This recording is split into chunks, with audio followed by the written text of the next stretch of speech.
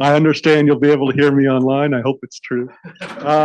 So this is the STARS Milky Way local volume special session. As you have probably seen, if you looked at the schedule, we are going to try to sort of intersperse topics about data and survey that have been a long time of concern to doing this kind of science, crowded field pipeline, star galaxy separation, and so forth, with a number of science talks to kind of whet your appetite to the unlimited future that we hold. I have to say there is one change in the schedule if you checked compared to earlier, which is simply that Dr. Liu was unable to come. So if you're here for the exocomets, unfortunately, we'll have to wait till next year. But Željko is a problem solver at all scales, and so he has volunteered to give us an extra talk on LSST and crowded fields in that time slot. So everything else will proceed as scheduled. And so with no further ado, Željko, please go ahead. Hello. I think this mic should be working yet. Some people cannot hear me. Let someone know. We are my dearest students, the students. Now they didn't come to their own presentation. All right. So what I'm going to talk about is morphological star-galaxy separation. And it's not even about stars and galaxies, but about unresolved and resolved objects. And sometimes we call it star-galaxy. It's not strictly true, but that's what we mean. We are not talking about grand design spirals, but we are talking about objects close to the faint limit of images, where it's very hard to tell if an object is resolved or consistent with the point spread function. There are many statistical ways of treating this. You can measure the width of an object. You can measure difference in fluxes between different types of apertures and such. Recently, in preparation for LSST, Colin Slater, myself, and Robert Lapton wrote all these relevant mathematics in this paper. We showed that whichever of the classifiers proposed in the literature you use, they're pretty much equivalent in noiseless cases. But once you go to the faint limit of your data, then of course the Bayesian approach should win, in particular because it takes into account variation of signal to noise with magnitude, and because it also takes into account priors. So what you want to do is to have a classifier that will be able to combine information from individual bands, 6 bands that we have in LSST. You can also separate stars from galaxies using the distribution color diagrams. You want to combine that too in optimal way, probabilistic way.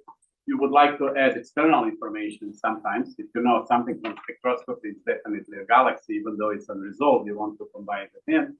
And for different science programs, you want to be able to combine or to trade completeness versus contamination, which you always have to do. None of these desiderata is met with our default method. Our default method is based on difference in magnitudes between TSF and model magnitude. It was modeled after SDSS approach. And what we get with our catalogs is called extendedness. It's a binary flag, which is 1 if difference in magnitudes is larger than some small number, 0.2 microsome. In the top left, you can see this vertical plume on the left. These are stars. By definition, this quantity should be 0 within noise. And the big cloud on the right is galaxies. If you look above 21st magnitude, then you can easily separate them. If you look below 24th magnitude, it's very hard to tell the two populations. And this new method is attempting to squeeze out as much information as you can from that last band. On the right-hand side, you can see magnified separation region. So dashed line is what you get as default from Rubin or LSST pipelines. This solid line is an attempt to be more inclusive for stars. That's an example of completeness contamination optimization. Why is what we get is not optimal? First, it's binary. So you lost all the information about what the actual value was. Was it epsilon from the boundary or magnitude from boundary? You don't know that. Once it's fixed, you cannot optimize for completeness and contamination. It is a straight line versus magnitude, so it does not take into account that your signal to noise ratio is varying with magnitude. You cannot account for different priors as you move across the sky. Star to galaxy count ratio can go by 2 orders of magnitude, between one leading by more than factor of 10 to the other one. You cannot combine bands in probabilistical way and such. So we need to improve. Here is example of how it performs using truth from HST, so labels from space-based observations. It's not perfect, but it's as close as truth as we can get. Each of these 4 panels is color magnitude diagram. Bottom 2 are galaxies, so it's contours because there are many more of them. 95% of the sample is galaxies. Top is stars, and you now use extendedness to demonstrate how they behave. And so there is mixing matrix 2 by 2 panels. Diagonal elements, top left is correctly classified stars. Bottom right is correctly classified galaxies. And we do well in 88% of sample. That's because the sample is heavily dominated by galaxies. If you simply said everything is a galaxy, you will be doing quite okay. As you know, in this group, we can't do that. That's the reason why I'm presenting in this group and not in galaxy science. If you do that for stars, then it's bad. It's only 70% completeness and 70% contamination. And it's especially bad at the last 2 magnitudes. Bottom left panel is color magnitude diagram of things you believe are stars according to Rubin measurements. But you know from HST, they're actually galaxies. And there's so many more galaxies that you are heavily contaminated. So basically, we are now trying to check if that astronomical wisdom that you are dead 2 magnitudes before the limit of your images, if that can be relaxed by a magnitude by using cutting-edge statistics. So to understand what your data are telling you, you need to model distribution in this diagram. And you can see there is a spike in histograms now in these bins of magnitude. So you have 2 components that presumably correspond to unresolved and resolved components. This is conjecture. You can prove with colors, or even better, you can prove it with HST labels. So blue is histogram of everything HST tells us it's a star, and red is resolved in HST. So we basically use mixture model.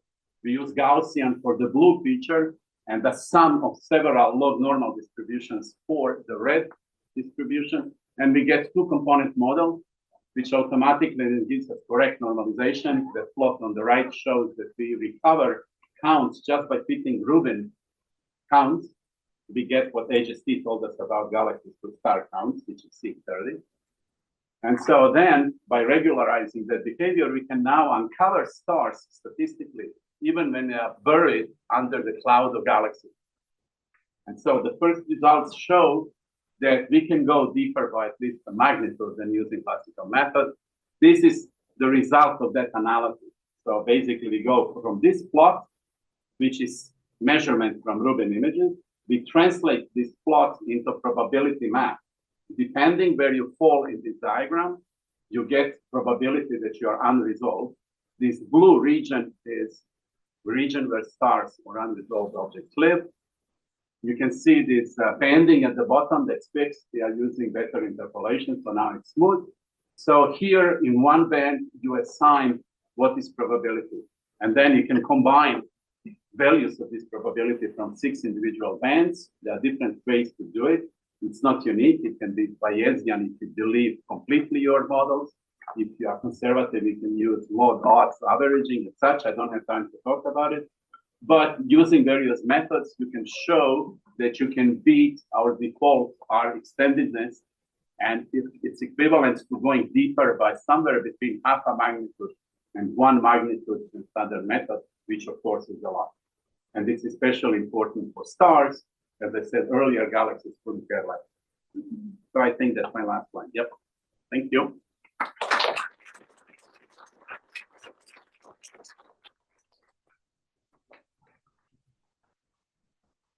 Next.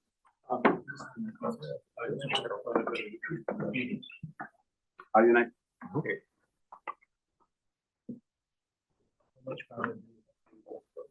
Is it possible for somebody to close the blind there? think it's a It's manual. manual on the right side. Right. Otherwise, this where the ridge in the sky. Ask the question. In the analysis, what is the appropriate region in the survey that those are? Oh, excellent question. You didn't miss it. I didn't say it. It's roughly tracked. The most natural thing is about 2 square degrees on the sky, given how our data are partitioned. You could go slightly larger as long as the prior doesn't change much. You're good. But we implement it in tracks, and we will have value-added catalog that everyone will be able to use, or there will be a piece of code that Yumi Choi is working on that will be example of how to do it yourself at home.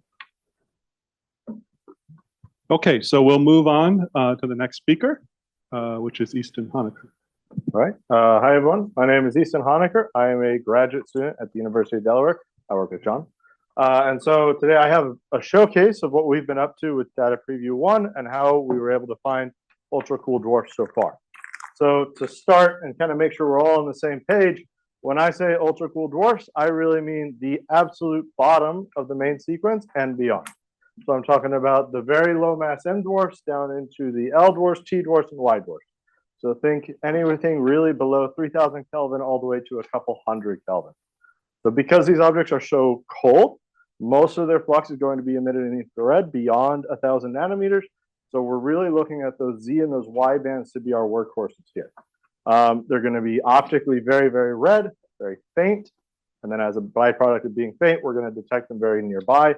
So they'll have very high proper motions. What that means in Data Preview 1 is I've got the 7 fields marked here, and I've also labeled which bands are in each. So there are certain fields that are really good for us, like the extended Toronto deep field south or the Euclid deep field south that have all those IZ.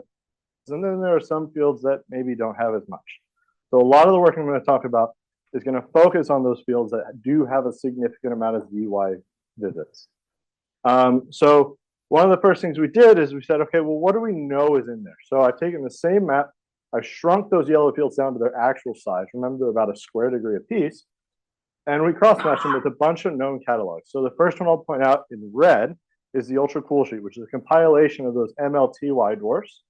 And we found one match, which is great. It's a T dwarf. That's a great start. Then in blue, a group in 2023 put together a catalog of ultra cool dwarf candidates from the Dark Energy Survey. We matched those. We found 17. Great.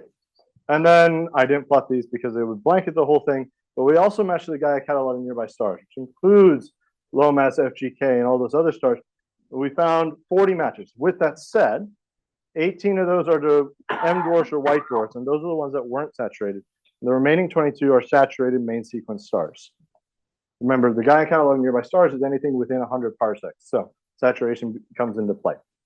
So this is a great showcase so far, but then we wanted to say, what's new? What can we discover? And so we focused specifically on the ECDFS and EDFS fields and combined with Euclid, right? Euclid being the space-based near-infrared telescope. We went from the 290,000 objects in the object table that have Euclid counterparts. And in the top right, I'm showing you a histogram of their magnitude and how many counts as we went through selective selection criteria, whether that be quality cuts, signal to noise cuts, or eventually color cuts to reach our final sample in the dark red at the bottom. We went from 290,000 objects down to 89 across 2 1-degree fields. So a very small piece of the sky. In the bottom right is an example of one of those fields where in the black are all the objects and in the purple and the orange are the candidates that we had.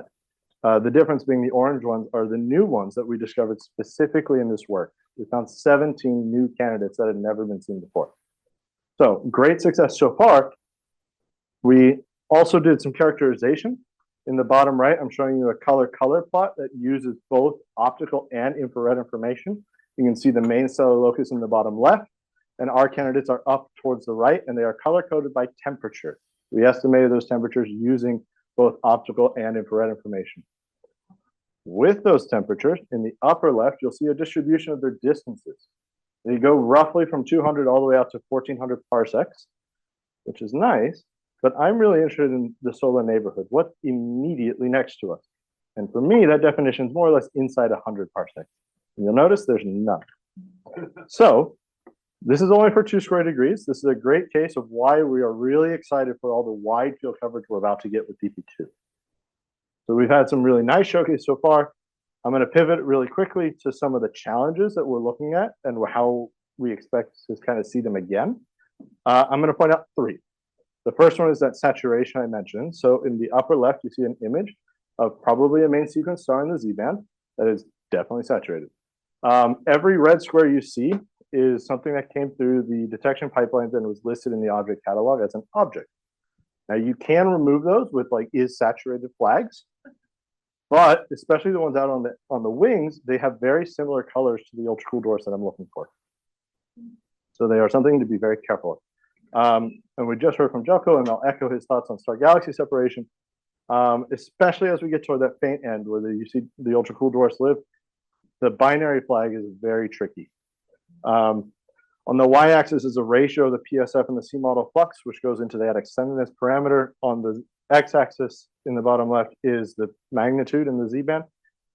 The black points are all the LSST ones, and the ones in teal are the objects that we know are point sources from Euclid. Euclid benefits from being in space, so it has a much sharper PSF. You'll notice specifically that that red line where the binary flag cuts off, as you get to 22, 23, 24 mag, a lot of those teal points start to dip below. So we have to be very careful with how we interpret those binary flags and whether or not we use them at face value. And then the last kind of challenge I'm going to point out, and this is especially going to happen as we get a wider field in the sky, is deblending. A lot of things are not isolated, and so I'm going to show a bunch of stuff right now, and I'm going to walk you through it. So in the bottom row, I have 3 images, 1 from Euclid on the far bottom right, and then 2 from LSST. In the center of each one with the purple crosshair is one of the ultra-cool dwarf candidates. You'll notice immediately to its left is a galaxy, which shows up very nicely in the sharp Euclid PSF, but is blended in the Z and the I bands. What that means is in the color plots above, all of our candidates are in red, and this one object is in purple. When it went through the deblender, a lot of the blue I band flux got put on the galaxy. And so you'll notice it is a huge outlier in any color plot that uses I. But in the infrared color plot, it's absolutely in the middle of the pack.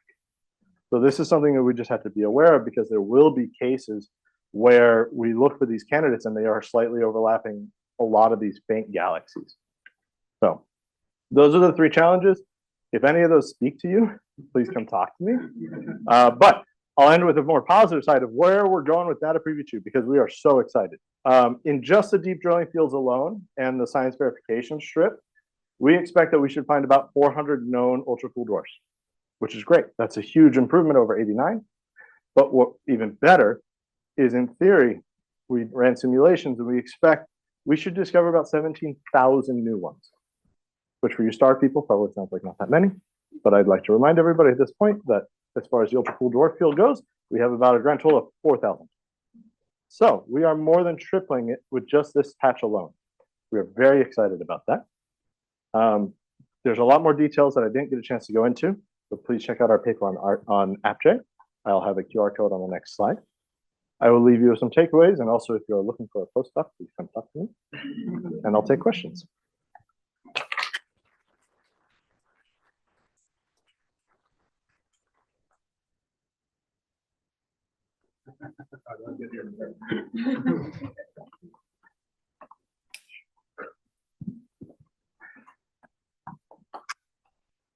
So on your map of the DP2 coverage, I don't want to throw too much cold water. That's all bands. We need you need Y band, don't you?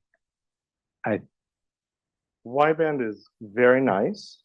It does a lot of work for us. We can do with Z band. Okay. So yes, especially that wide strip is not all wide band coverage. And then Z band has enough that we. The other question is, so if you're looking at the object catalog, a lot of that goes into the galaxy where our deblender is still failing.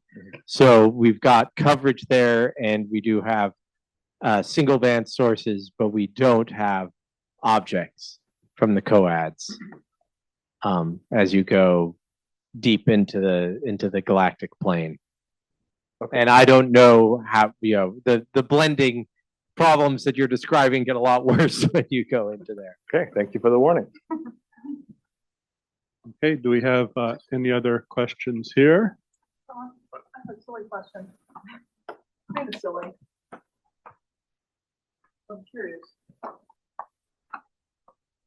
Do you think that with the DP2, this doesn't feel, oh, it's for the Zoom. That the DP2, do you think you're gonna break the record for the nearest star?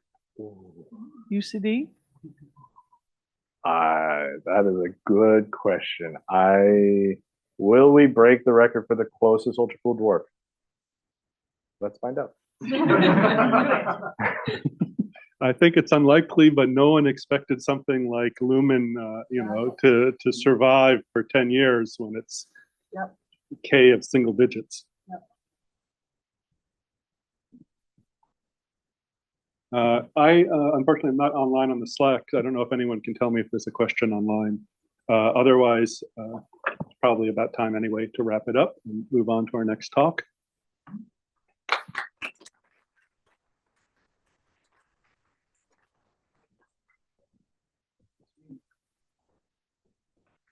Peregrine is, of course, one of our co-chairs and has been leading the collaboration for many years at this point. Yeah. As we get him mic'd up, we also will thank Slack for allowing him to come over to this building and give the talk.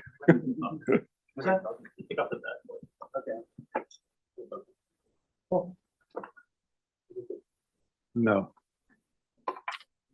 No, that one. Awesome.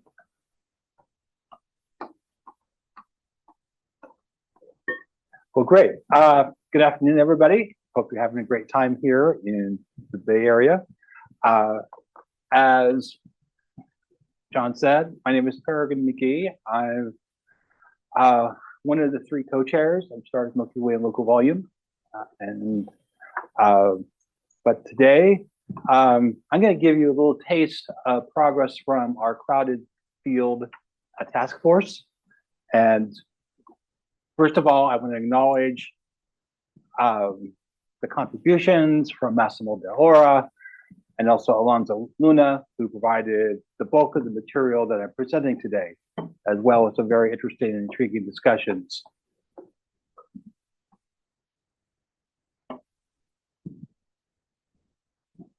Well, as we know from the data previews, the standard Rubin photometric pipeline has problems in crowded fields.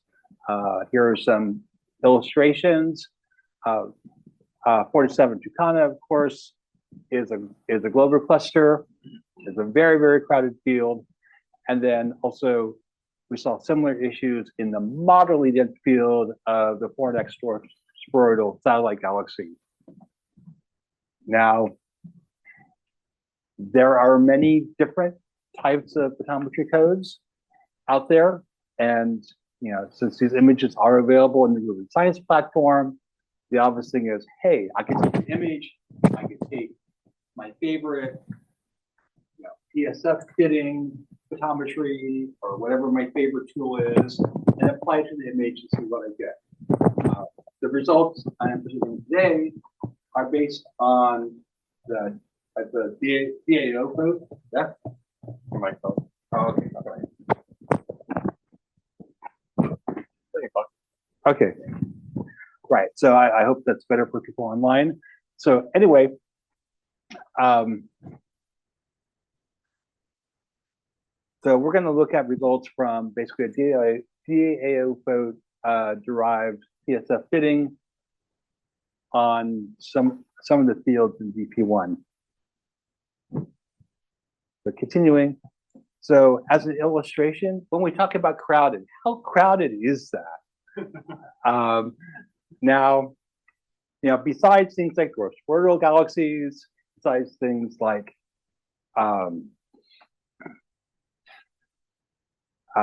globular clusters, when we talk about galactic science, a lot of times we're going to be looking at very dense and crowded, complicated fields like in the galactic bulge, along the Milky Way itself, which of course on the dark sky is a dramatic sight. But basically going down to R of 24 magnitudes, for Fornax, we're talking about nearly 1 million stars per square degree. In the galactic bulge, it's 3 times that. So like 3 million stars per square degree. So those are very, very dense fields. And so it's so dense, it's the PSFs of the individual stars are well overlapping.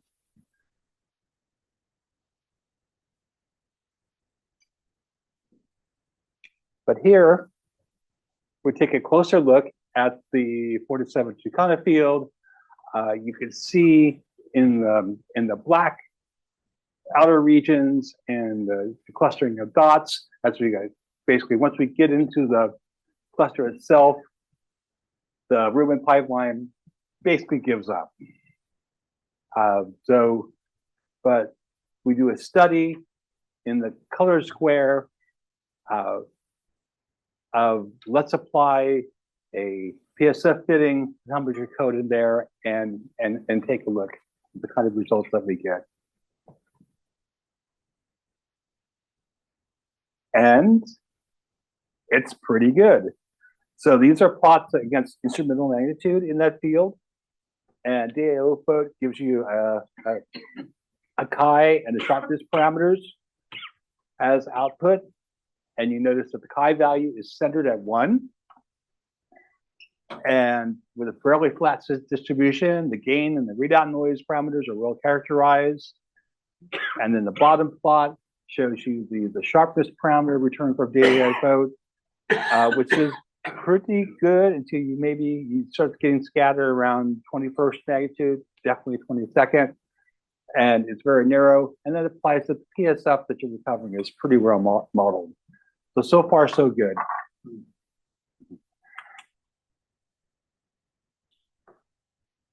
But we want to do science with this, right?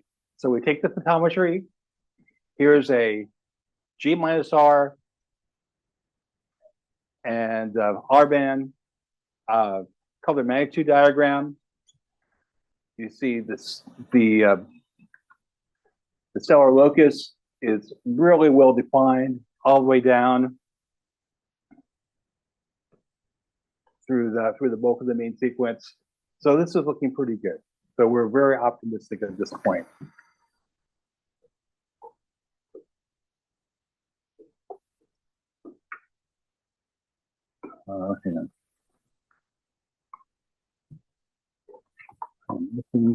Here we go.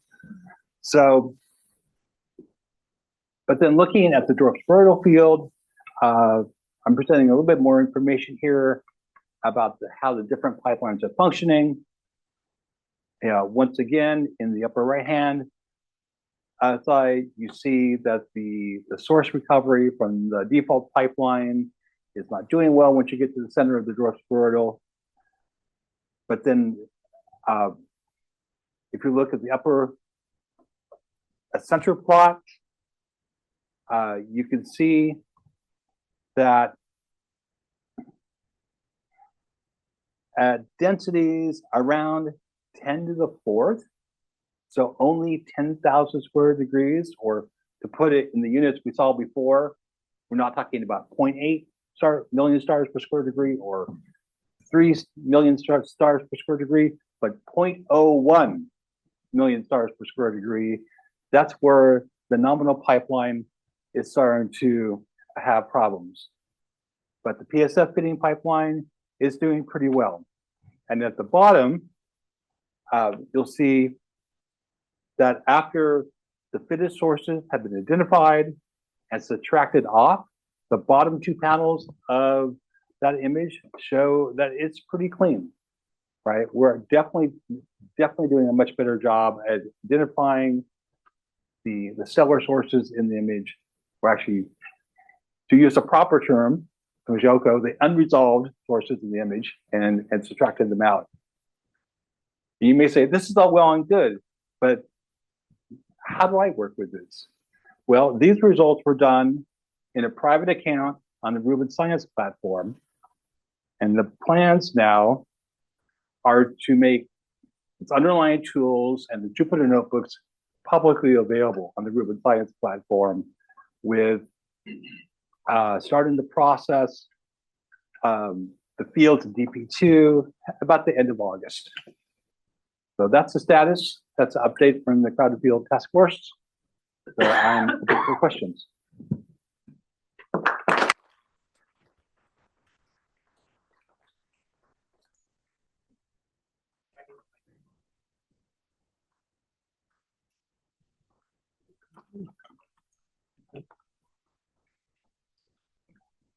So does the DAO vote, does it do better because it's able to identify the places to do the forced photometry effectively? Or is it doing better because it is just handling the actual fitting better? Do you see the distinction? Is it basically like the unrecognized blend, or is it the actual measurements what's driving the gains in Okay, I am going to defer to Abby, who's done a lot of work under the hood for this. Well, I'm not a DAO code expert, but, Abby, could you use the microphone so that we can hear you online? I can speak for generalities. Okay. Here. I think that what you need to do is, first of all, recognize blends in a different way, Right. which DAO code does, and I think it does it better than the process in the pipeline right now. The second thing is that it when you're doing photometry like this, you have to recognize that the background is really important, because the background is messed up by the impact. And even in the most crowded field, by the time you get down to 23rd, 24th magnitude, the contribution from background galaxies is not insignificant. Right. So your background is modulating in ways that need to be tracked and dealt with.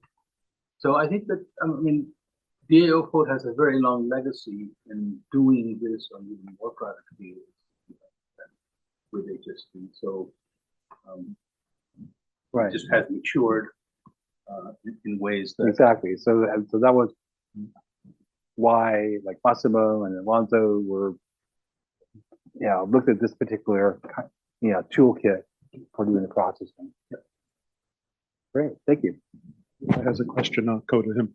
Okay. And on the way, I'll just comment that, of course, it's always been recognized that the pipeline was not intended to work in the crowded scholar fields. And so, that was an expectation. Yeah, so I just wanted to say you'll be pleased, I think, that DP2, at least for the single frame processing, is a lot better in the dense fields going into the galaxy and everything. We don't have 47 tuck in DP2, but we have things at very high density. Now, that's the single frame, and the sources, as we call them, the coads, are made, but then the deblending at that point with our coad object detection is not doing as well. But I'd be very curious to see with DP2 how our source photometry compares to what you're getting with the DAO photo. We really want to know that. Great. Thank you. Okay. And I think that's it for Yep, time. and now we will move on to Željko, who will give a kind of related.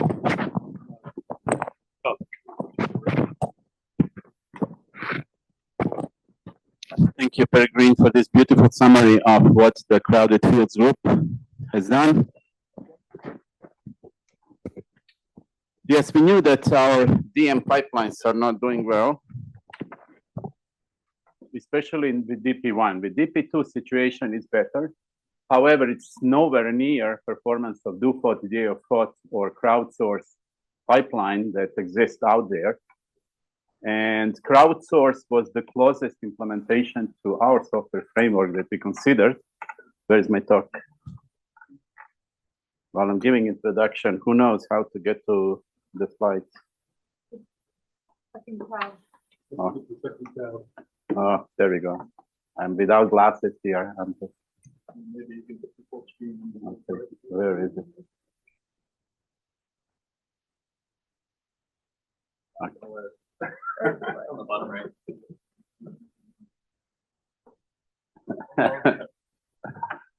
Is that the one? There we go. All right. So we knew that we could do much better with what's out there published, but the problem was, how do we adapt this code and implement it in our framework to work with Butler, to work with everything we have.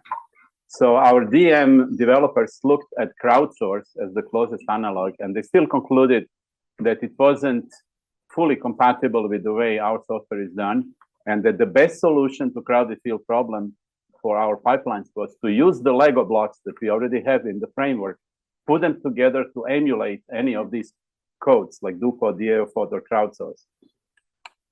It was a simple idea, but we couldn't identify anyone who could do that within the team. And so it just happened by accident that Audrey Budlong, who is now a graduate student at UW, she's interested in that problem. She was very knowledgeable about DM pipelines already. And the observatory is now funding a year of her efforts to do this work. So she looked at how big is the problem. She measured, he counted how many pixels in our DP2 data set are not deblended. That is the basic problem, that your software doesn't know that there are many objects in this image. It looks like one big object. And actually, it's 13% of all the pixels in DP2 are not deblended. That's the magnitude of the problem. It's a major problem. We can improve it significantly. And so what Audrey set to do is to emulate the logic from crowdsource, the code that Eddie Schlafly wrote and used on dark energy camera data in galactic plane, went to much higher counts than what we can do right now with our Rubin pipeline.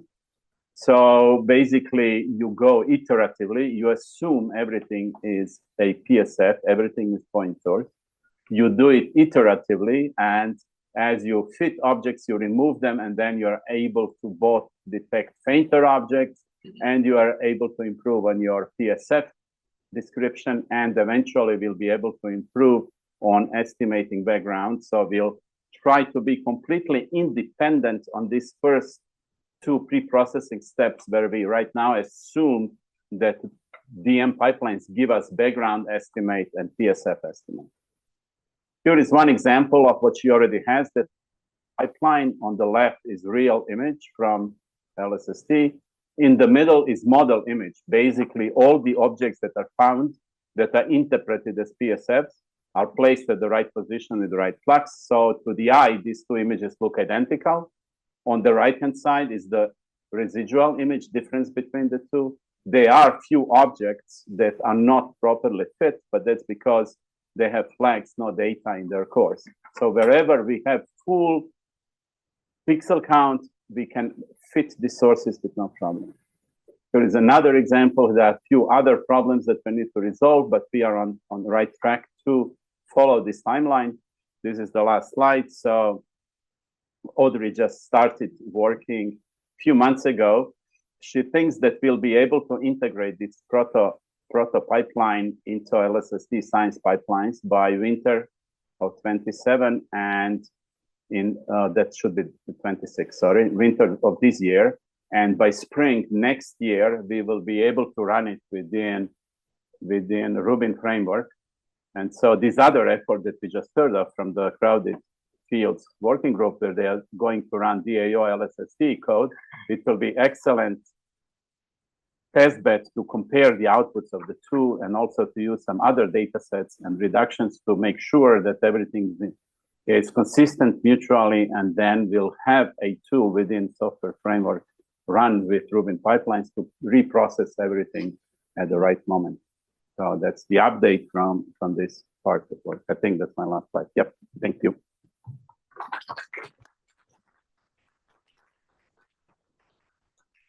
So I'd like to thank also everyone in the project who had faith that the crowded field photometry would work, and therefore were willing to schedule it and include it, in all of the science planning for the observatory. And so it's great to see that everything is coming together. We do have time for questions if we have any.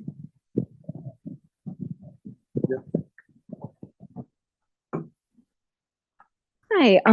If there is like a slightly separate like crowded field pipeline, I guess how would it be determined which pipeline would be run on which image? Probably something similar to the second slide I showed, where we have pixels that have flag no deblend. And then we would look for the large contiguous areas of such flag, and then we would run on subset of images. And while we go for the next question, Claire is going to give the next talk via Zoom. And so I'm hoping that she's there and maybe could start sharing her screen. While we do have one more question for you, Shelko. No, we have time for it. Yep. Okay. I have a follow-up question. How soon these products would be available to the community, like the products of the crowded field pipeline? From what Peregrine said, it's going to be late August for their pipeline. This pipeline we anticipate would be implemented sometime next spring. And so as soon as we have some outputs, we would be willing to share. Wholesale, I don't know, maybe the end of the next year. John, is it possible to just use the same computer everybody's has been using, and I can just tell somebody to advance the slides? Yes, yes. Then I won't have to inevitably make a mistake trying to get things set up. Okay, so we can see the screen. I hope people can online too. And then why don't you go ahead and I'll just hit advance when you want me to. Okay, thanks. Okay, so yes, I'm Claire Saunders. I've been working with data management science pipelines and leading the astrometry work for the last few years. So I'm just going to give an overview of the status of astrometry in DP2, and there will be more information in the overall updates from Science Pipelines talk on Thursday, but I thought I'd highlight a few things today that I think will be of particular interest to this group. Okay, so you can go on to the next slide. Okay, so the astrometric calibration in the Rubin Science Pipelines basically there's sort of three phases of it. We have an initial estimate for the mapping between pixels and sky based on a hard-coded camera distortion model that comes from testing before the camera was even on sky. That's combined with the telescope bore sight.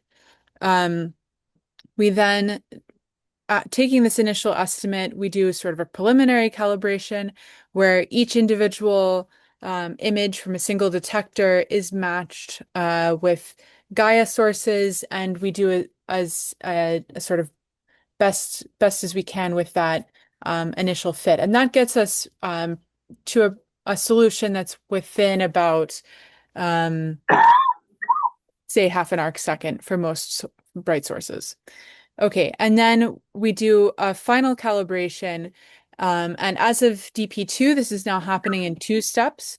So we have the GB-DES astrometric fit, which uses the same method that was used for many years in DES. So this is you take all visits overlapping with a given region. We're now using order 3 heel picks to have a region that encompasses more than the size of an individual field of view. You combine many visits, and by locking together multiple observations of the same source, the same objects, you have a truth. You combine that with the Gaia reference catalog, and with that we produce a per detector polynomial that captures the static behavior, and a per visit polynomial that captures any large scale shifts in the astrometric solution. So as expected, we have short exposure times. We have a lot of atmospheric turbulence. So what we've now added for DP2 is this additional step where we're calling it the Gaussian processes turbulence fit. Given the remaining astrometric residuals after that GB-DES fit, we then do this additional step to capture small scale variations due to atmospheric turbulence. And I've just listed a couple of tech notes where we go into some detail on this. And if I can get my act together, there will be a paper with all the juicy details coming soon. So you can go to the next slide. Okay, so I just wanted to give a little bit more detail on this Gaussian process turbulence fit. So as I said, we have these short exposure times that's they're much shorter than on like say the precursor data that we had from HSC. So we're seeing really strong atmospheric turbulence. These plots are showing in the left and middle panels the residuals in X and Y directions for one exposure. And you see this like wave-like ripple behavior that's totally very characteristic of atmospheric turbulence. On the right, this is calculating the E and B modes, which are like divergence and curl. And this we're seeing what's sort of typical of atmospheric turbulence. You have high E modes and very little curl. So this is showing us that it's something that can be modeled with a Gaussian process. So if you go to the next slide. Okay, so this is this high order turbulence is not well fit with the GB-DES algorithm because we just can't have a polynomial that would be able to capture all of this. But this plot is showing the Gaussian processes model of that previous those residuals from the previous slide. And then if you go to the next slide, now we're seeing if you subtract off the Gaussian processes model, you're really removing actually almost all of the remaining correlation that we see in the residuals. And this is really still our first pass at doing this. It's working very well, but we have some plans to improve how the Gaussian process modeling is done, and I think we can beat these down even further and get to really very low correlated residuals. Okay, so if you go to the next slide, I'm not going to go through too much of the overall performance, but I just wanted to show just a sample of one of our metrics. So we have these science requirements metrics. A lot of them are related to internal consistency in our astrometric solution. So this metric is calculated by taking pairs of objects at 20 arc minutes and looking at across all visits that observe both of them, what is the scatter in the separation between those objects. And then we do that for like all over the sky. And this plot is showing the median results for that object separation repeatability over the sky.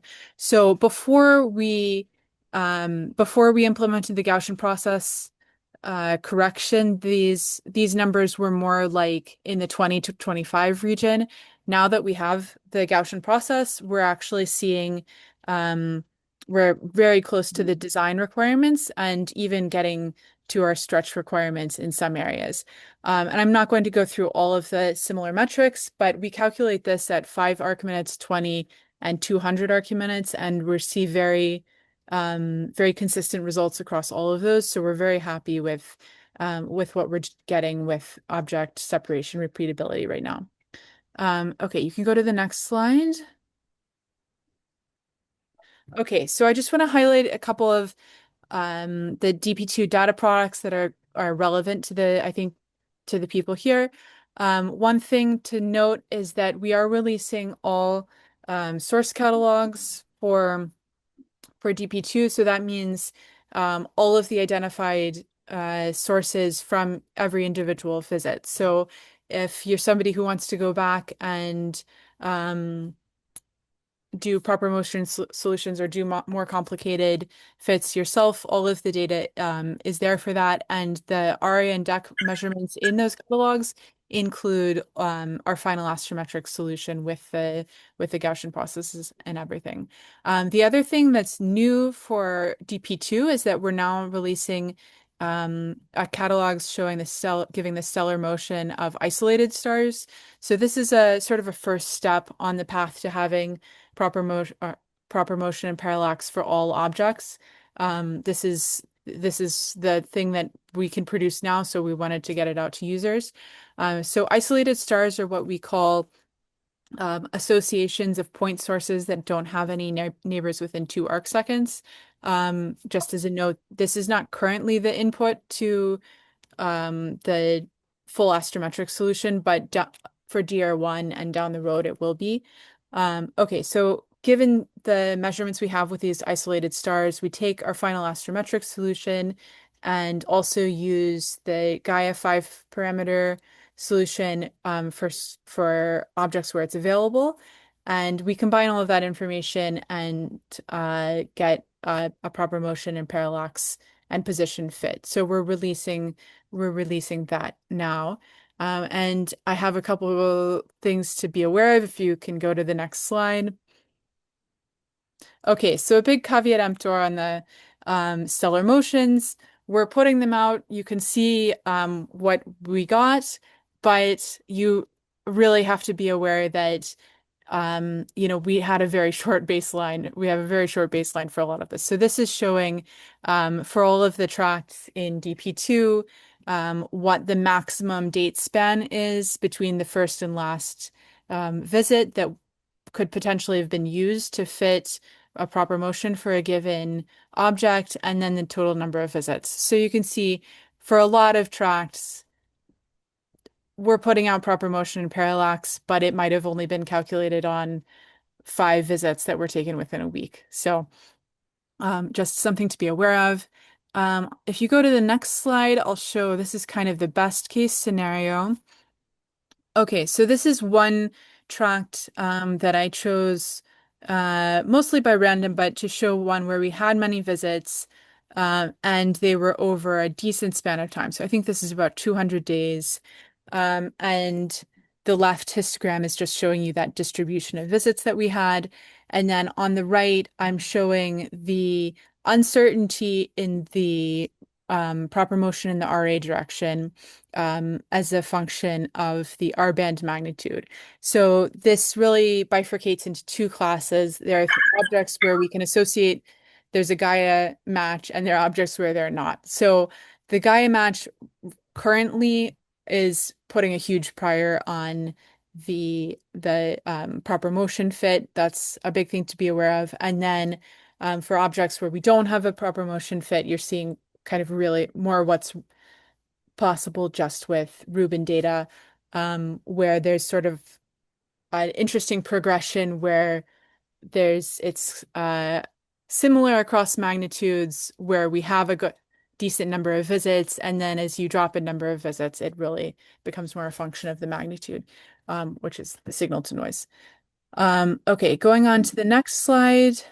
I think, okay, yes. So this is coming in DR1. This is not currently in DP2, but one of the things that is going to be turned on imminently is correcting for differential chromatic refraction. So we have a method that is implemented. It was tested on, what did we call it? DP0 data, I guess the simulated data. So we knew we could do it, but it just, we ran out of time to commission turning it on. But this will be turned on for DR1, and I have just some very preliminary results to show. This is processing DP2 data, but with the DCR correction turned on. So not what you, this is what we would have gotten. So these values here are showing what we fit for DCR is it's a very simple model. We might think about doing something more advanced in the future, but this is where we are right now. We just fit a relative color times a constant for each exposure. So once we fit that constant, you can plot those per visit values versus this is a parameter that's a function of the air mass and the parallactic angle, and there's a very clear trend, which is what we would expect. And hypothetically, we can use this to not even, we can use this trend to say we're not even going to fit this DCR coefficient anymore. I think we have enough data with Rubin that we're always just going to fit it per visit, but it's good to, as a sanity check, to see that we're seeing these linear results as a function of air mass that we expect. Okay, so then you can go to the next slide, I think. Okay, so just a couple more things to say on what's next. So as I said, we'll have DCR turned on. There's going to be computational improvements that should be more or less invisible to the outside community. It's more to make us in DM happy with it, astrometric calibration not being a bottleneck. The improvements I mentioned with the atmospheric turbulence fit. One thing that's hopefully coming soon is I'll be able to add in more modeling of chip distortions, and I'm just showing a figure on the right to illustrate what this is. It's kind of like we get the big things out of the way. It's kind of like lifting up the log and it's like you find the little bugs underneath. But they're very interesting insects. And so this plot on the right is showing stacking all the residuals. I think I don't remember exactly how many went into this, but this is many thousands of visits. If you stack the residuals then in focal plane coordinates, then you get to see these very small effects that are due to different morphologies of the different chips. And I'll just, if you can just go to the next slide, we can just leave this up during questions. I just wanted to show like a couple of interesting things that you see in the astrometric residuals that we're not able to model yet. We have tree rings, which are expected, that are on the scale of probably less than a milliarc second. And then on the right, I'm highlighting, you can see these, there are these little dots that by talking to people from the camera team, I was finally able to identify as dimples in the silicon. And we were actually able to match these up with imaging that I think Andy Rasmussen did on the test bench, like showing that they're just little physical dimples in the silicon of the chips, and we're now seeing those in the astrometry. So I'll leave with that. I'll take any questions.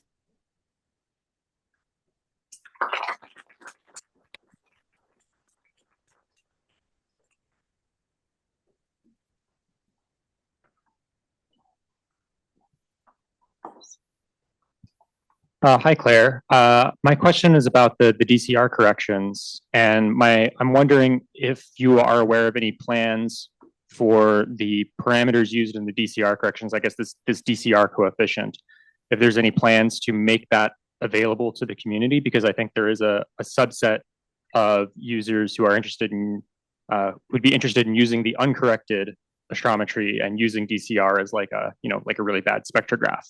Yeah, great question. No, we definitely want users to still be able to do that. So I should clarify to say that what you get for the RA index is not going to have the DCR correction in it, but we use the DCR correction in our fit to make sure that it's not being biased by red stars.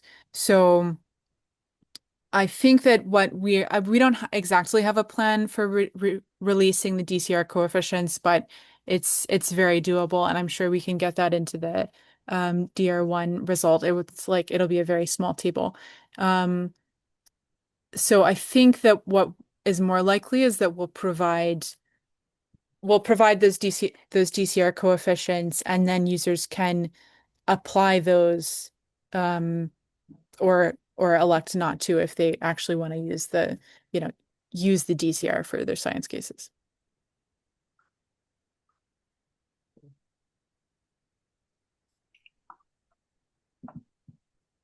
I was fascinated by the Gaussian process correction, which is very cool. But the uncorrected distortions now from the atmosphere now are propagating into the deep image that is compiled because they're transforming the transform that maps it into the cracks and patches contains that distortion from different exposures. No, the Gaussian process correction is in the WCS that we use to warp images, and so it's corrected in the coads, and you actually can see you can see the effect of turning this on in the PSF size on objects in the coads.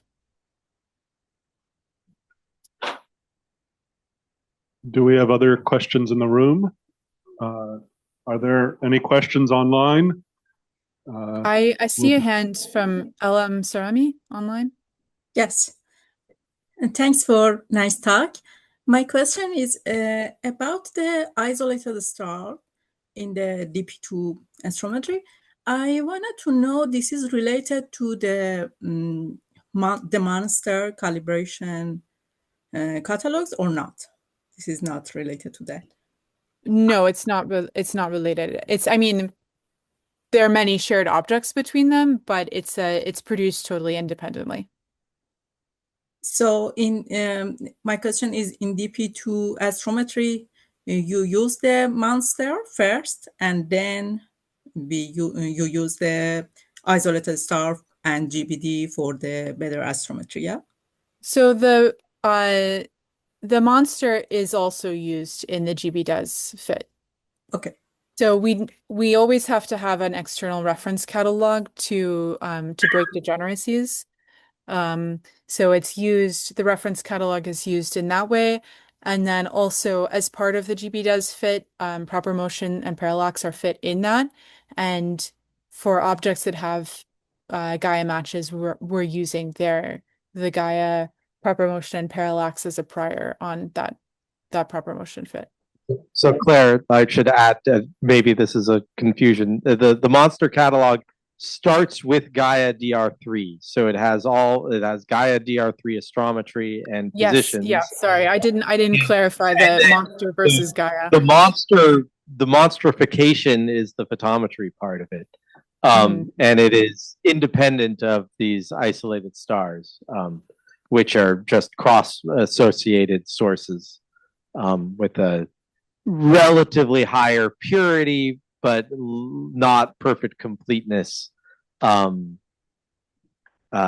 selection of star galaxy separation. So not even close to every Gaia star is in that isolated star catalog. Okay, thank you so much. Thank you.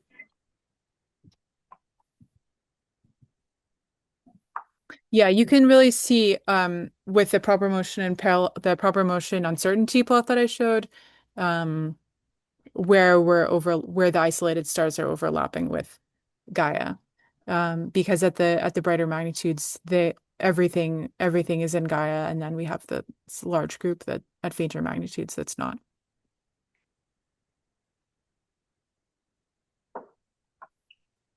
Okay, I think the next talk on the schedule is Yiming, but I don't know Yiming. Oh, there you are. Good.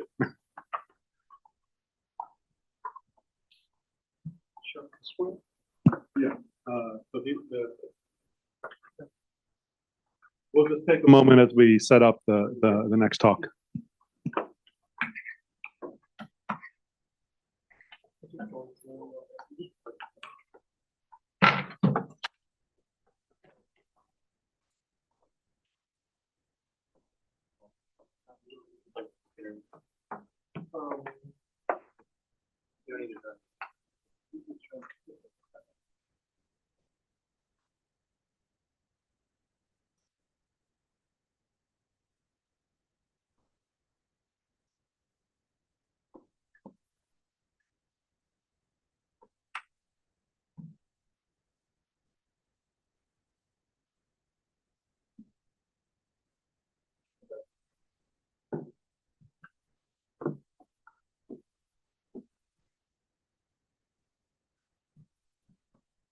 Can everyone hear me well? Zoom? Yes. Hopefully, yes. Thank you. I'm Imong from UC Santa Cruz. Glad to be here to talk about GoCaster. So it's like completely different from what we have been, listening so far. So I'm just trying to like bridge the our Milky Way science to local group, local volume, or even local universe to several parsec. But I try to talk more about our local science. So I'll just have a brief introduction about GoCaster. So GoCasters are like old massive dense star systems. So here's like a and 54 Milky Way group clusters. So it was captured by DP2, so it was great, like really nice quality. And you can find group clusters in all kinds of galaxies. You can see that in our Milky Way, M31, and 4NX dwarf galaxies. And why we care about group clusters? Because they are fossil record of like galaxy and star formation, and also they can trace the galaxy assembly history and also dark matter halos. So one important part of dwarf galaxies we really care about is the cell population.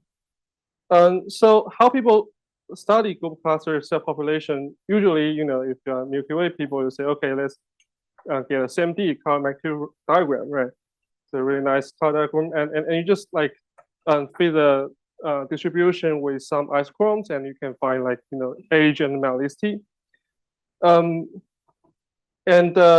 There's something you can play with that is like age metallicity relation. So you can just plot the Milky Way group clusters on this like relation, and the shade bands like actually are theoretical prediction by simulations. So you can see it's not really aligned with our expectations. So Milky Way is not like very usual from the theoretical side. So want to know more about like other galaxy, like if you put other dwarf galaxies or like M31 or other giant galaxies to this plot, what would happen?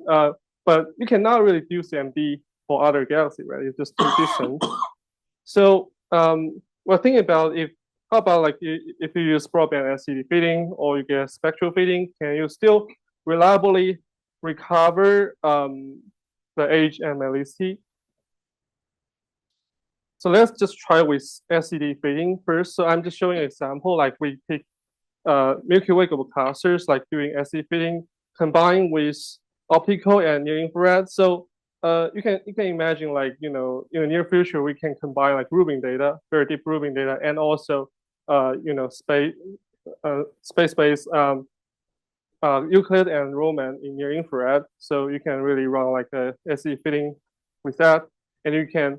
So we're using prospector here, so you can recover age and metallicity, and we're comparing like the CMD based result on the x-axis, and the y-axis is our result from prospector. So you can see there's like a acceptable alignment, right, between our SCD fitting and also CMD based result. This is good. How about spectral fitting? So you can also use like take some spectroscopy, and you fit the spectra with exactly the same process, like also with prospector. So you can see metallicity on the left panel is good, but you do have some outliers at the bottom, right? And also age, like you have something, using the spectral fitting, you're getting like much younger age, like what's going on, and you can see. I'm just like trying to give an example, like you do have some like blue horizontal branch stars on the CMD, which makes the whole system look like brighter, but it's just like fake younger objects, from the spectral fitting. But we don't see the same problem on SCD fitting. So we're thinking about maybe you provide like more near infrared data, and that could be crucial to solve the problem. So we're still trying to explore this. Yeah. This is great, and at least you can see like for most cases you can get good results from either SCD fitting or spectral fitting. So we're just trying to apply the same technique to like further system, like nearby dwarf galaxies at from 0.5 megaparsec all the way to 3 megaparsec, and I'm showing the plot like on the top row. It's our SCD fitting result compared to spectral fitting results, and you can see great agreement for about 15 global clusters we select from nearby dwarf galaxies. And how about if we apply the same technique to even further system like 4NX cluster at about 20 megaparsec? So you still get good results between the SCD fitting and spectral fitting. I mean, this is just like our preliminary results. So we're trying to apply this technique to even like more system. And so we can just go back to that, like the first question I have, like the H-Malus relation is our Milky Way special? Like, do we understand that pretty well from theoretical side? So another part of my talk, because I don't have enough time, but this looks like pretty interesting and important, is globe clusters can trace the dark matter pretty well. I'm showing Paul like the globe cluster number versus the halo mass, and you can see it's a really narrow correlation. And also people are trying to understand globe cluster richness. This is also depends on like environment, surface brightness, a lot of things, but people don't understand it pretty well. So we do need reliable measurement for like globe cluster number or richness for a lot of galaxies. I'm just trying to show an example like work I just recently published. So we kind of like developed a pipeline to how to use like Rubin-like Rubin-like telescope. So we are actually using Subaru here, both of them like 8-meter telescope. How to reliably recover globe cluster number in local universe. So we can do this all the way to 100 megaparsec. I don't have time to tell the details, but if you're interested in that, I'm happy to discuss with you. So this is just like for takeaway. So we talk about SE fitting, spectral fitting, and also our globe cluster detection, the number. Yeah, I just stop here and take questions. Thank you.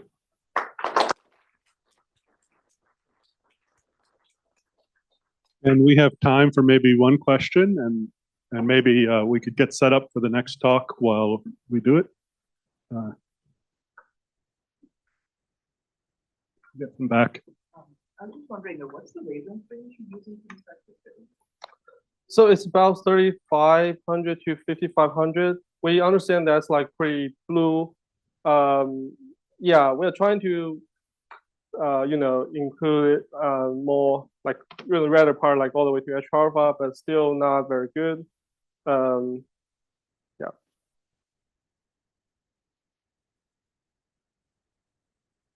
Okay, so if we can go back to the other computer.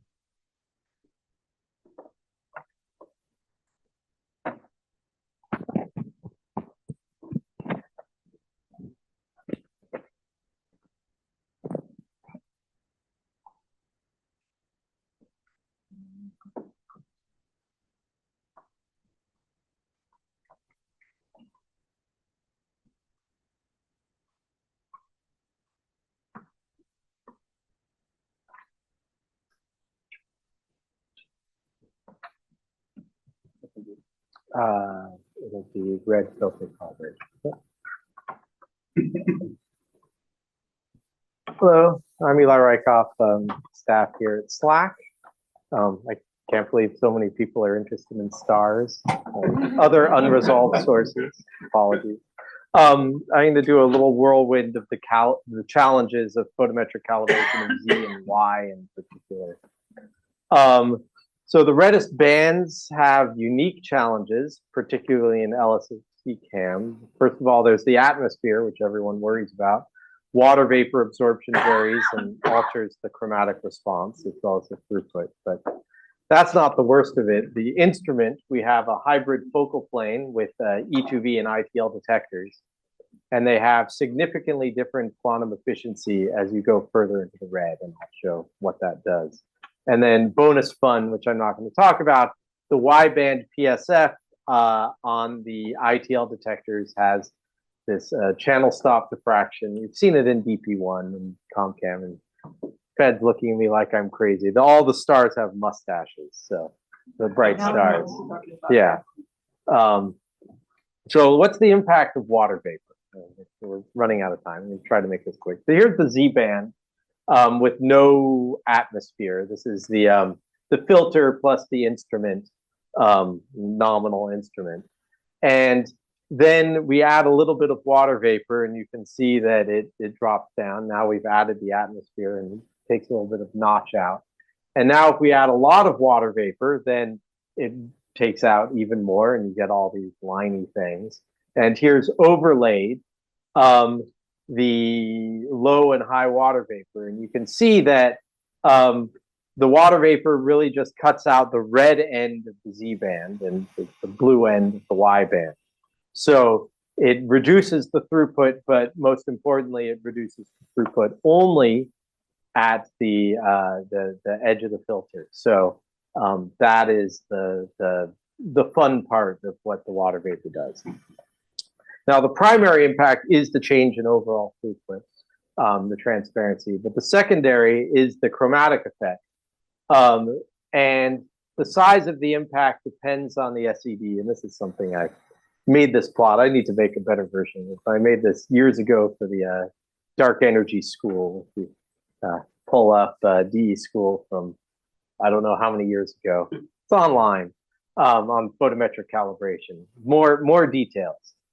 But this is the red is a range of stellar SEDs, and the blue is a range of supernova type 1A SEDs. Take your source of choice, and the change as you move in color, depends on that slope. It depends on your SED, and it depends on your how red and blue you are, and you can't just use one color. You can for main sequence stars; those are nice and regular. But if you have all sorts of other sources, it really is particularly SED dependent.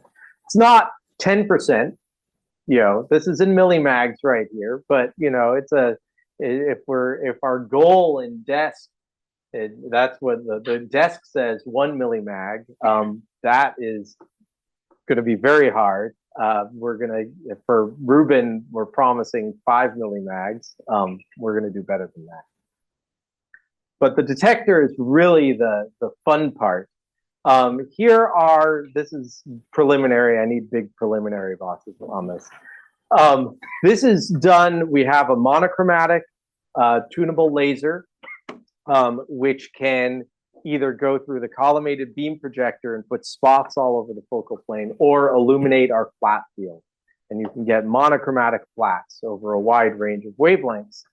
And this is showing the summarization of there's one line for E2V detector and one line for ITL detector in different lines, different colors. And I've zoomed in on what's going on in the Z band region. And you can see there's some flyers. I'll show you some flat field images in a moment. But that's there is a significant difference. And then you can see on the left, as you get out to 1100, only really the ITL sensors have any significant QE, and the E2Vs go to 0. So the redder your source, it's going to really show up there. So what does this look like? The detector QE, primary impact is change in the overall throughput. Secondary, I'll show the effect chromatically. But we have also multiple LEDs that we can illuminate our plot field with, and this is with 2 different LEDs, a bluer one in the Z band and the redder one in the Z band. And you can see how the ITL detectors, which are around the edge, are brighter. You can also see detector to detector variations as they are bright and dark. And that is, if you look on the right-hand side, all those little different wiggles and things, that's what you're seeing there. And if you've ever seen a picture of the LSST-CAM focal plane, the detectors themselves, that's what they look like in the G band. You're seeing the G band response with your eye. And here's the Y band with 2 different LEDs. And again, you can see as you go to the redder LED, the ITL is detecting a lot more light. But we also have some filter variations, which I won't talk about. But the instrumental effect, this is the predicted effect on stars, and I'm sorry, my labels are small. The on the Z band here on the left, it goes from -4 millimags to 4 millimags about. And what that color scale says is if you had 2 stars of the same flux that were at the center of the field of view, and then you dithered to the edge where it went from blue to red, they would shift relative to each other by 8 millimags, or almost a percent. And in the Y band, this is the prediction from all of our instrumental measurements. This again includes the filter response. This is a 1% overall, 10 millimags. And again, on the left, it's actually primarily the filter that is varying, and on the right, it's the instrument in the Y band. The detectors in the Y band.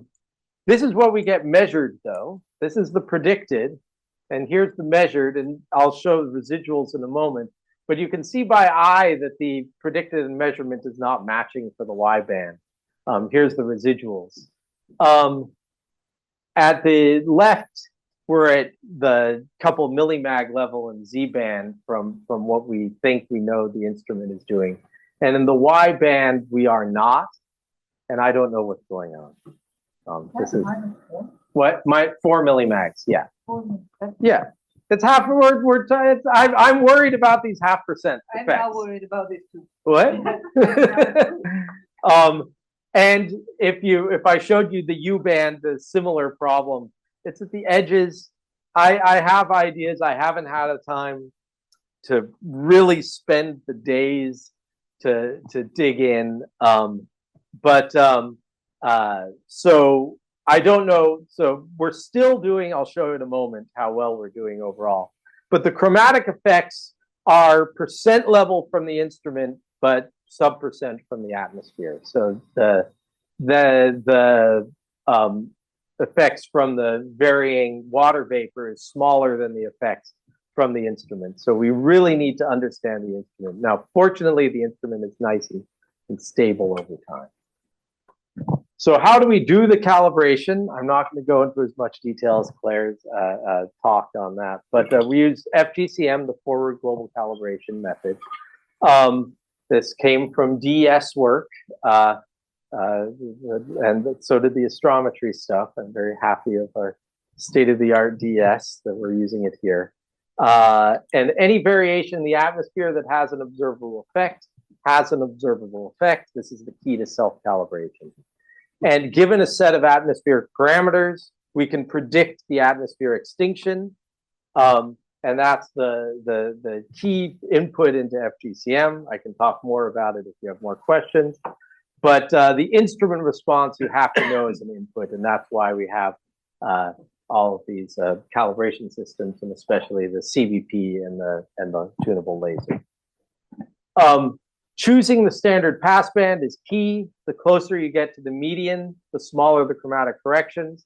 And in terms of objects, when you stack everything together, you go through different atmospheres, you go through different dithering, it all cancels out. But there are seasonal effects. Water vapor changes with season, and the part of the sky we visit varies with season. So you have to get this right, or you're going to create some interesting, oh my God, there's a preferred direction in our universe problems. The DP2 repeatability, these are small plots, and the histograms here, this is including all the chromatic corrections, which are not available yet in EDP2 internally. In each panel, the top left is all the stars. This is from those isolated stars for photometric observations.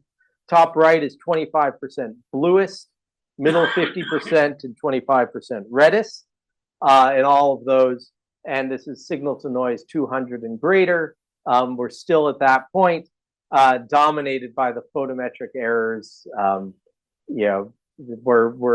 It's basically the photometric error is dominating with this histogram, and the calibration errors are very small at actually the 1 to 2 millimag level. So that's what I have.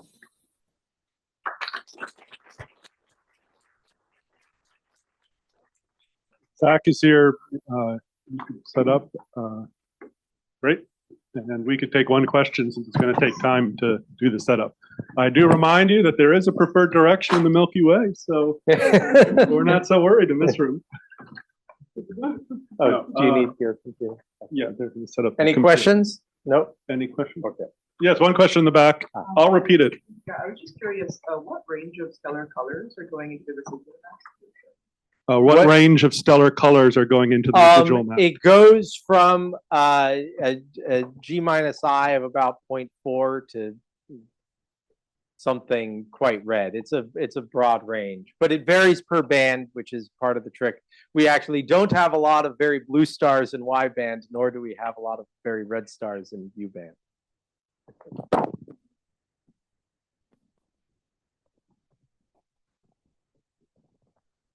Okay, and our final talk of the session, thank you for everyone's patience and using the full time, is by Zach, who's going to talk about star clusters in another external galaxy.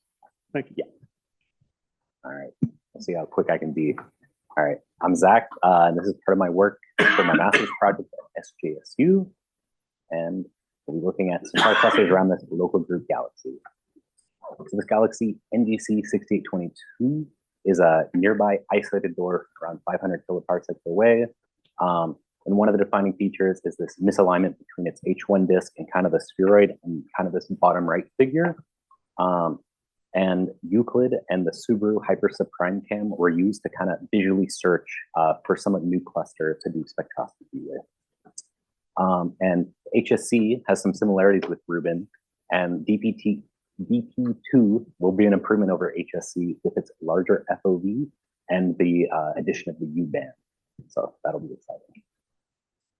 So kind of looking at our targets, zooming out, they're mostly in the halo of this galaxy. There's three previously studied ones from this 2014 paper and 4 new ones. This one, SC5 in the top right, was kind of too faint. And on the right are 2 columns of these clusters zoomed in with the HSC in the right column and Euclid in the left column. And there's kind of a variety where the red ones are kind of more globular clusters. These green stars I have, we're kind of calling them this class of just kind of normal star cluster for now. But this SC8 cluster is more extended cluster structure. Kind of just looking at these in this parameter space of half-light radius and mass. We've got some labels of different types of objects, with the blue points being from a 2026 Howell paper where they found new clusters using SCD fitting. We can see the boundaries are kind of blurry. There's not like hard cutoff lines from these. The gray contours are clusters from a Brody paper, and kind of these 3 different kinds of globular, extended, and just normal star clusters, with SC8 kind of in the top middle is the largest half-light radius of entity, and the bottom right, SC7, are kind of the globulars. So we got some tech spectroscopy with the IFU, which is good for these extended objects. So this top right is this program called QFIS View, where you can select pixels to take. So SC9 cluster, for instance, I've got the object up there, and the sky we used is this pixel extraction on the bottom. And we just used the blue side of the for the spectra, ran it through the data reduction pipeline to do the sky subtraction, and we got 7 clusters total to get their radial velocities and stellar population. Here's an example of the spectra for SC3. So a Beljanowski paper looking at this galaxy proposed 2 models to kind of explain this H1 disk misalignment, a cigar model and disk model, which would correspond to an accretion of a large object. In this right plot, we can see the orange line being what would be that cigar model and the blue being the disk model. And kind of our clusters for now are not really going towards one way or the other. I mean, I would say it's closer to the blue line, the disk model overall, but there's not strong evidence towards one or the other. And then on the left side is just the positions in the sky, with these previously studied clusters, SC1, 2, and 4, kind of being outside of the Euclid field of view. Looking at the age metallicity relation, the gray points are kind of those SED clusters, with this blue line being the main one we're looking at for a E-mosaics simulation of local galaxy. And we see our clusters follow it pretty well with the error bars. There's one pretty large exception, that ZC2A and B cluster in the bottom left, where it's the youngest cluster by far, like around 60 million years, but its metallicity is very low. So that's kind of one we're keeping our eye on, trying to see what's going on there. Another interesting object is SE7, possibly an ultra compact dwarf that we're looking into. It's pretty massive, but has a significant rotational velocity. So when we take an extraction on the left and right side, we see this big change, which is not that standard for close by globulars. And also doing this isophoto fitting in the bottom right, we can see that there's kind of some twisting back and forth going on. So maybe it's a created object, which would be a little unexpected, but keeping the possibility open. And then DP2 would be nice. So kind of this picture in the bottom right, it's kind of hard to see on the screen, is the Subaru field of view for this galaxy. You can't even see the galaxy, it's kind of a dot, with the green line being its field of view and the red line being the virial radius of this galaxy. And theory predicts that there should be maybe 0, but hopefully a couple satellites of like satellite dwarfs or something that we should see. I've tried looking a little bit, but haven't found anything yet. It's a lot to visually look through though. So hopefully we'll find something. Okay, just to summarize, so 7 clusters total, we got spectra for, and there's not really a preferred kinematic model between that Gagarin disk model. And it follows that track pretty well, although on average, slightly younger and more metal poor. We tried to kind of classify these with the extended globular kind of star cluster. And then Rubin DP2, possibly Roman, will hopefully let us explore the rest of the galaxy. That's all.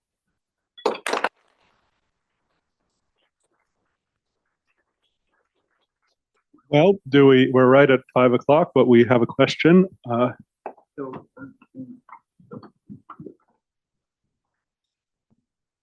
So it's I mean, from what I gather from this, you're looking at the spectra to get the metallicities and the fitting the SED, and resolving age metallicities that way. We're comparing to another paper's SED fitting clusters because they found a lot, and then we're just picking 7 to get the spectra of those many. To break the hopefully. Okay, so I believe that the next step is for those of us who are here is the group photo. Do we know where it is? At the fountain, I guess. And so I look forward to all of you. I hope that the science and the project talks really spark a lot of conversations. And we have a lot of opportunities for online meetings and so forth nowadays in the upcoming weeks. So I hope you join the SMWLV collaboration if you haven't already. Thank you.